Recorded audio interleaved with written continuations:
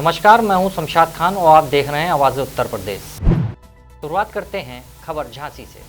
झांसी में कोरोना संक्रमित मरीजों की संख्या शून्य हो गई है। मेडिकल कॉलेज में कोरोना संक्रमित मरीजों की रिपोर्ट निगेटिव आ चुकी है। ज़्यादातर मरीजों के स्वस्थ होने के बाद अस्पताल से छुट्टी मिल चुकी है। जो मरीज बाकी रह गए हैं उनकी रिपोर्ट भी निगेटिव आ गई है। अब तय समय पर उन्हें अस्पताल से छुट्टी मिल जाएगी। झांसी में कोरोना वायरस लगभग पूरी तरीके से समाप्त हो चुका है। यह कहना गलत नहीं होगा कि झांसी कोरोना मुक्त हो चुका है।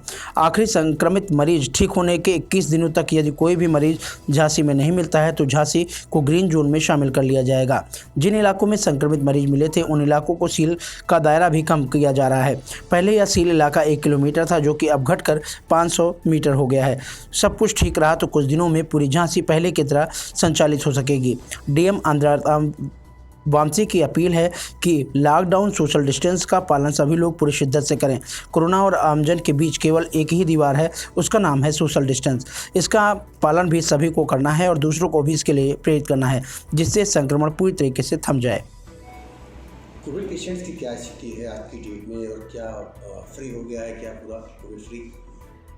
जनपद झांसी में कुल मिला के 2458 सैंपल्स की टेस्टिंग की गई है, जिसमें 2365 सैंपल्स की जो नेगेटिव पाया गया था। वर्तमान में 54 हमारा मतलब सैंपल की एनालिसिस स्टेज में है जो पेंडेंसी है, और 9 सैंपल्स को तो पहले से डिलीट कर चुके हैं।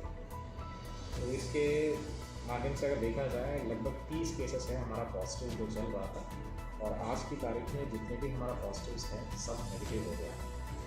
और उस 30 केसेस में 4 केसेस की जो कोविड डेथ हुई थी उसमें बहुत सारे गंभीर बीमारी का कारण है, और बहुत सारे वृद्ध लोग भी है।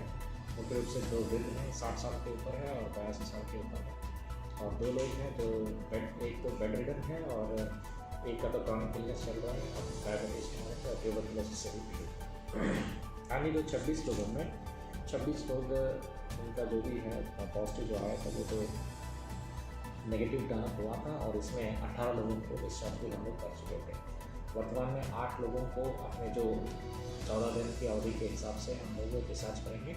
तो कल परसों में तो 2-4 लोगों को डिस्चार्ज करते हैं, जिसमें जो डिस्चार्ज हुए थे उसमें हमारा उत्तर प्रदेश के 3 पुलिस कांस्टेबल्स भी थे क्वारंटाइन कैंप से जो डिस्चार्ज हुआ था, एक यूपीएसआरटीसी का ड्राइवर भी था, और साथ में 2 बच्चे भी हैं 2 साल के 5 साल के।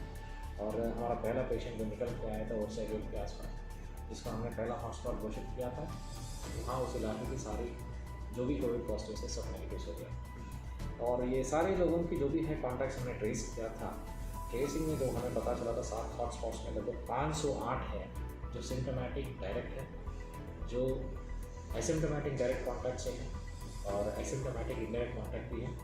इन सभी केसेस को 30 मील मैनर में डे टू डे बेसिस में सबका सैम्पलिंग लेके टेस्टिंग करके लैब का रिजल्ट फॉलो अप करके ये कंक्लूजन में आया कि 508 सैंपल्स में 475 सैंपल्स नेगेटिव पाए गए थे, और लगभग 30 पॉजिटिव थे आज की तारीख में, और 30 में 26 नेगेटिव हो गए थे, और 3 और बचा है जो हमें इनकी जो डायरेक्ट हो या इनडायरेक्ट एसिम्टोमेटिक केसेस की सैंपल टेस्ट आती है वो कल शाम मिल जाएगी।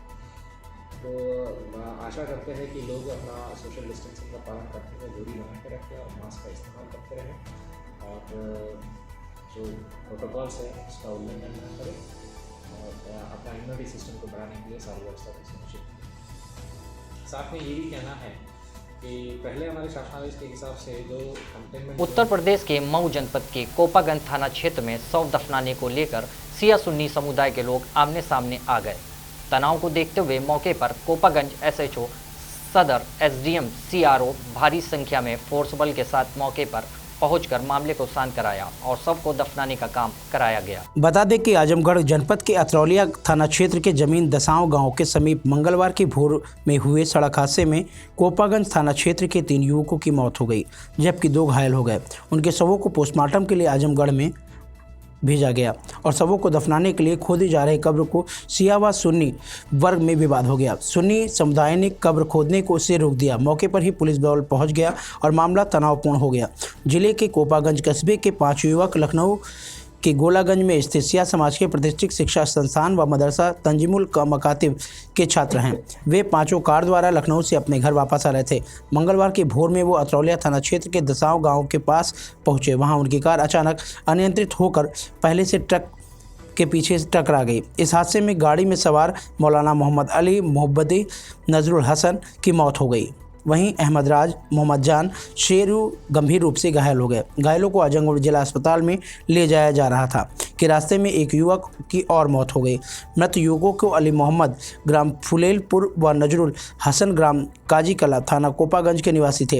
हादसे की खबर फैलते ही कस्बे में शोक की लहर दौड़ गई।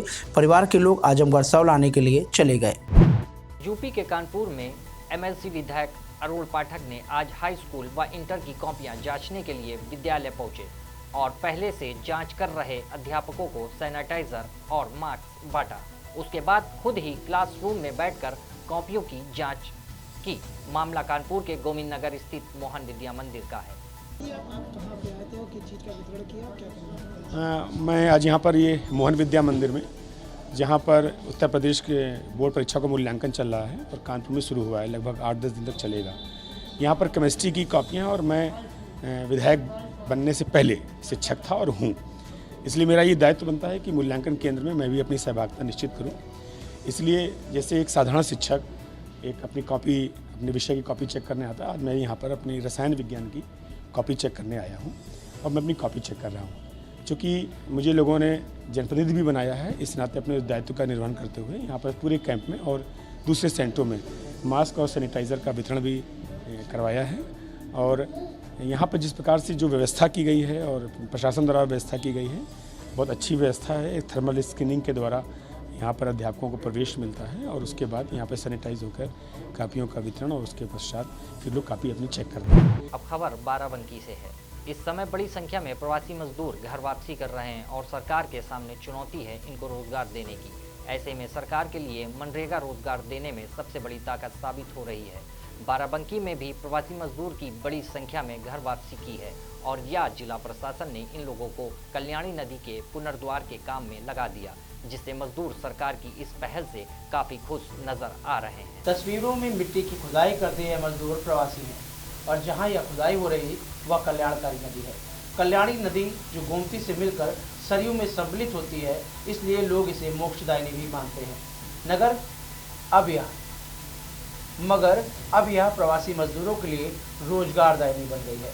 यहाँ काम कर रहे मजदूरों ने बताया कि उन्होंने मेहनताने के रूप में 200 रुपया मिलता है और वह सीधे उनके खाते में जाता है।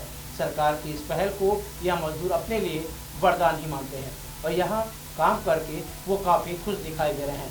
उत्तर प्रदेश और देश में कोरोना महामारी के बाद में मनरेगा जैसी योजना में बाराबंकी के मजदूरों को काम मिलना एक बड़ी सौगात है और इसके लिए जिला प्रशासन बाराबंकी वास्तव में पूरी तरीके से बधाई का पात्र है।